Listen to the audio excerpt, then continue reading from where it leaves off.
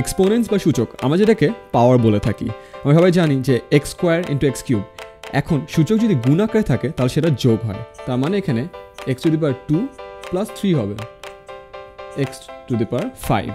এবার আসা যাক ভাগের ক্ষেত্রে, x to the power 6 divided by x to the power 3। ভাগের ক্ষেত্রে এটা বিয়োগ হয়, তার মানে x to the power 6 minus 3 হবে, ফাইনাল ভ্যালু হবে এক্স টু দি পাওয়ার 3। এবং থার্ড ক্ষেত্রটি হলো আমাদের যদি বেজ ইকুয়াল হয় তাহলে কি হয়। এখানে আমাদের যদি বেজ ইকুয়াল হয় তার মানে আমার পাওয়ারগুলোকে ইকুয়াল বলতে পারি, তার মানে x to the power a equal যদি x to the power b হয়, তার মানে আমরা ইজিলি বলে দিতে পারবো a is equal to b. এখন দেখা যাক এই তিনটা রুল যদি আমরা জানি তাহলে আমরা এক্সপোনেন্টসের যে কোনো ম্যাথ খুব ইজিলি করে ফেলতে পারবো। ফার্স্ট এক্সপ্রেশন এটা। এখন first of all x to the power 3 to the power 2 এসব ক্ষেত্রে গুণ হয়, তার মানে x to the power 6 into x square.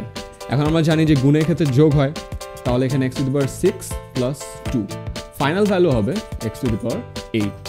এবার আসা যাক আমাদের দ্বিতীয় ম্যাথে। এখানে 2 to the power 10 plus 2 to the power 10 এরকম 4টা করে দেওয়া আছে, তার মানে বেসিক্যালি এখানে 4টা 2 টু দি পাওয়ার 10 আছে। আমাদের এক্সপোনেন্টের ম্যাথ করার সময় ফার্স্ট যে ক্রাইটেরিয়াটা সেটা হলো আমাদের সবগুলোর বেস সমান করে ফেলতে হবে।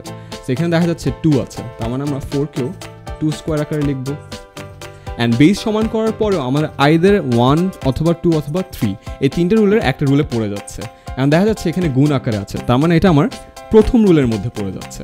আমরা জানি গুণ থাকলে শেষে এটা যোগ হয়, তার মানে এখানে 2 প্লাস 10 হয়ে যাবে, তার মানে আমার ফাইনাল ভ্যালু হবে 2 টু দি পাওয়ার 12।